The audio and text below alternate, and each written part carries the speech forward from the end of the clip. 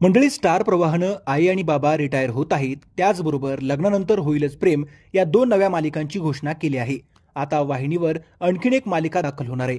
या नव्या मालिकेची पहिली झलक नुकतीच प्रेक्षकांच्या भेटीला आली आहे. स्टार प्रवाह वाहिनीवर तू ही रे माझा मितवा ही नवीन मालिका प्रेक्षकांच्या भेटीला येणार आहे. यामध्ये अभिनेत्री शर्वरी जोग आणि अभिनेता अभिजित आमकर यांच्या प्रमुख भूमिका असणार आहेत.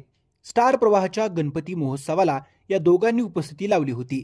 तेव्हापासूनच या दोघांची एकत्र नवीन मालिका सुरू होणार असल्याच्या चर्चा रंगल्या होत्या. अखेर या बहुप्रतीक्षित मालिकेचा पहिला प्रोमो प्रेक्षकांच्या भेटीला आला आहे.